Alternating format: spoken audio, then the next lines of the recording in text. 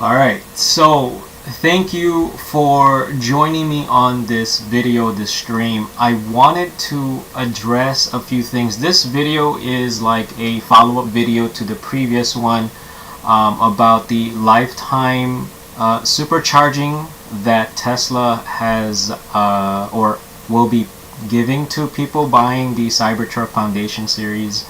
As well as I believe the Model S for $5,000 or something like that. But I wanted to do a follow-up video because I wanted to share some actual calculations I did. But before we do that, I do want to share with you all a couple of things. First of all, thank you for all the comments and the feedback from the previous video. There was some technical difficulties because I'm still getting used to the streaming and stuff. But yeah, so I fixed that. I cut that out. But yeah, so thank you for being patient. Next thing is I wanted to apologize for being unclear with the Model Y numbers that I have shared with you all. That was meant to just give you some real-world numbers based on my driving habits. Of course, the Cybertruck is not that efficient, and some of you have commented that it's twice less efficient than the Model Y. Yeah, I mean it's all dependent on how you drive, but yeah, sure. So that 11 years could be down to maybe 5 years instead. But I wanted to do this video to actually share some calculations with you all. So yeah, and then another comment was something about people who primarily charge using public superchargers will greatly benefit because they live in apartments and they live in condominiums where they don't have charging solutions, so they have to supercharge.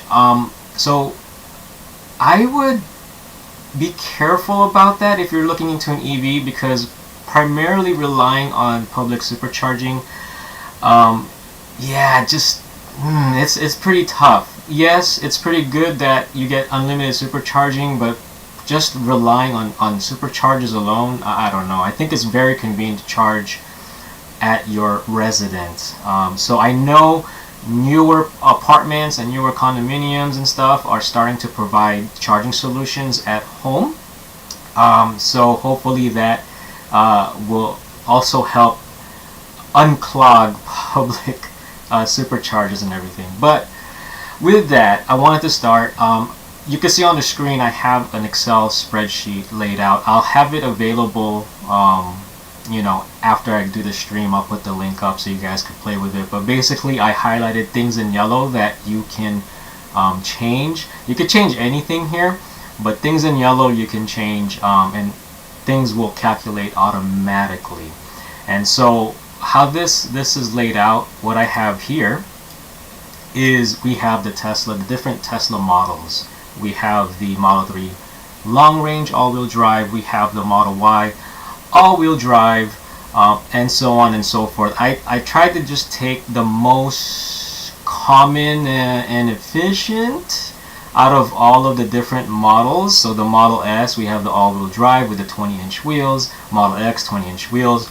Now I did do both Cybertruck core wheels and Cyber wheels. And on this side we have the battery size. And so I googled these because on the website I don't think it states officially what the battery sizes are, and these are the size of the battery that's usable, not total size of the battery. So this may be off by a couple of kilowatt hours, but again, you can have access to this. I'll put the link in the video description below. You could play around with it. If you do choose to use it and share with people, please share my channel so I can continue to grow and gain more subscribers. But the next column we're looking at is the EPA range, and so this is from Tesla's website. I don't have every single vehicle, that's why I didn't want to put my own like range. This will vary greatly depending on your driving habits, driving conditions, and so on and so forth. Now, the next column is mile per kilowatt hour. So this is the common way to calculate efficiency for non-Tesla vehicles. And watt hour per mile is what we're used to as Tesla owners. This is how Tesla displays like its efficiency. And so let me open up my notes here. To get the miles per kilowatt hour, what I did is I took the EPA range, this column right here, and I divided it by the battery size. So I just want to focus on the Cybertruck stuff because this is where the video stems from. The core wheels, based on the information that's on the website and a little bit of Googling, Cybertruck with core wheels, we're looking at 2.64 miles per kilowatt hour, and watt hour, that translates to 378.46 watt hour per mile. This is very conservative. I've talked to many Cybertruck owners and they are over 400. So the higher the watt hour per mile, the less efficient, and then on the flip side, the lower the mile per kilowatt. Wait, no. Let me do that over. The higher the mile per kilowatt hour is more efficient, the lower watt hour per mile, the better. Right? Okay, so 378.46, that's usually floating over 400 from friends who have Cybertruck. And so to get watt hour per mile, I took 1,000 because you're converting watt hour to kilowatt hour, which is 1,000 watt hour. So 1,000 divided by mile per kilowatt hour. That's how you get the watt hour per mile. Okay, so next I broke down different vehicles here, and we have the Model 3 section, we have the Model Y section, Model S, Model X, Cybertruck core wheels, and Cybertruck wheels. So again, I just want to focus on the Cybertruck section. Let's just do with the core wheels. You guys can just, play around with this on your own time. But I have, the way I have it laid out, let me scroll back up here so I have the headers. So 16 cents, 26 cents, 36 cents, 46 cents, and 56 cents. I just took, I think 16 cents per kilowatt hour is the national average cost.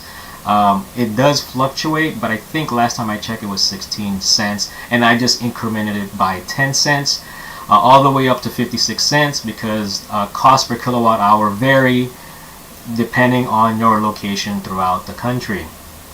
And so I also broke down here if you drove 1,000 miles per month, 2,000 miles per month, and 3,000 miles per month. So hopefully this is all making sense so far. Let's scroll down to the Cybertruck core wheels. If we were to take, I'm going to go with the 36 cents per kilowatt hour because that is about the average here in California.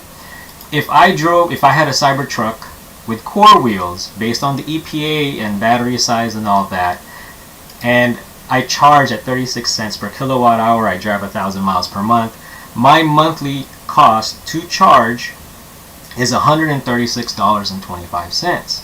If I drove 2,000 miles, it's $272.49. If I drove 3,000 miles, $408.74. So hopefully this is all making sense. Now, if I scroll to the right, what I have on this side, this stuff right here, is the annual cost. And to get the annual cost, I basically multiplied the cost per month times 12.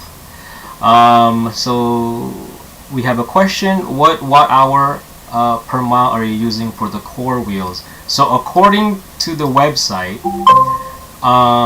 we have 378.46, and again, I've mentioned before, this is this is not correct. Usually they'll float over 400 watt hour per mile, but I'm just going off of EPA numbers that is provided on the website.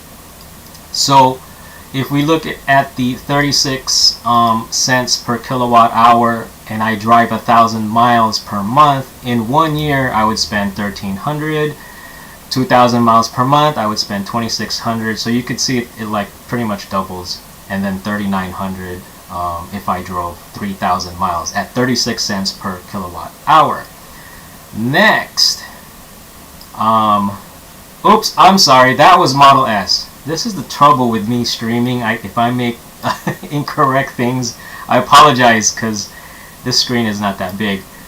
Apologies. Cybertruck core wheels, if I drove 1,000 miles a month, it's $1,634.95. But yeah, once you get access to the spreadsheet, then you could just follow along.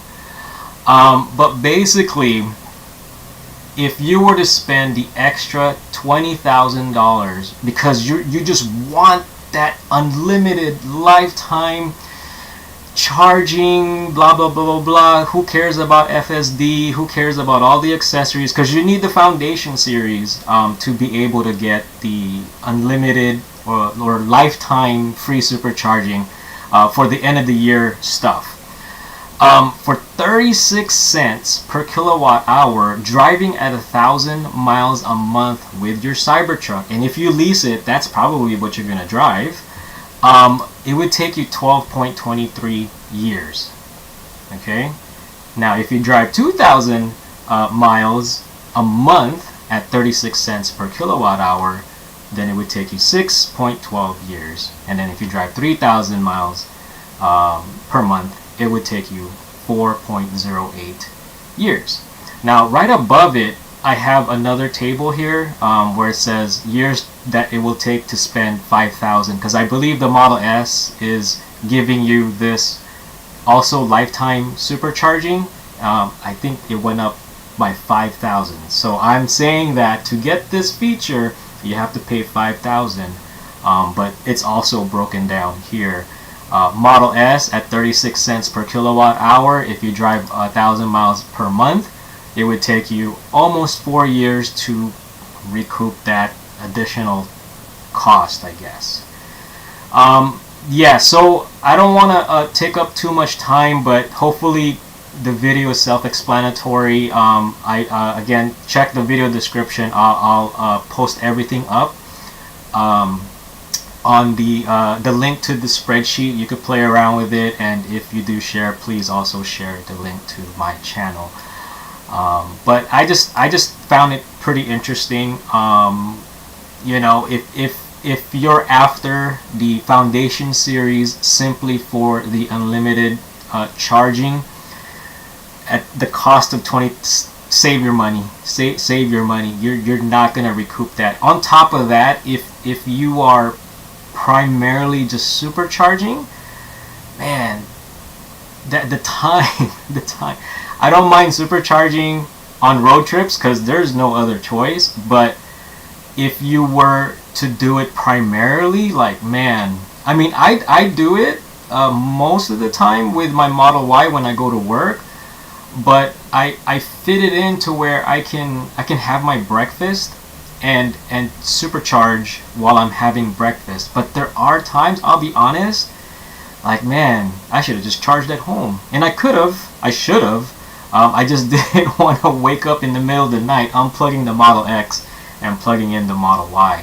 So many of you who took delivery recently and got the 3 months of free supercharging, you're gonna, and if you take advantage of it, then you're gonna get an idea on when incorporating just the supercharging on your daily commute and stuff like that. But yeah, I mean, I don't mind supercharging on road trips, but if I had to do it like daily, like every single day, like whether it's like before work or after, man, after work's probably worse because I'm already tired from working the day, and then now I'm just gonna, you know, I mean, I guess I could add some errands on there, but man, I'm already too tired. So I try to knock it out before going to work and have breakfast and stuff. Now, having breakfast, even though I'm saving money on supercharging, eating breakfast does add additional cost, but at the same time someone else is preparing my breakfast and stuff like that. But so there's pros and cons and stuff like that. But yeah, I'm like flustered right now. It's New Year's Eve. I got a lot of stuff to do today before the year is up. Just stay tuned on the channel. I may have some surprises here and there, maybe some Easter eggs on post here and there. But yeah, thank you again for all of the comments in the previous video. Let me know what you think on this video. Post your comments down below. If I need to make any improvements, or please feel free, copy it, modify it, and let me know. Do share it if I made any calculation mistakes, or maybe you have better data as far as like the EPA range or real world range, because again, I don't have all these cars. I'm just going off of the EPA range on the website, and maybe if the battery size is slightly incorrect, do let me know. These are just all estimates. But yeah, I hope you find this spreadsheet informative and helpful. Again, if you do share it, please also share the channel so I can continue to grow. Thank you very much for watching this video. Happy New Year. Please be safe out there. There's just too many crazy people. Just calm down. Just, you know, move forward. Keep it moving. Thank you very much. And if you haven't subscribed, please subscribe. If you like this video, please like. And I'll see you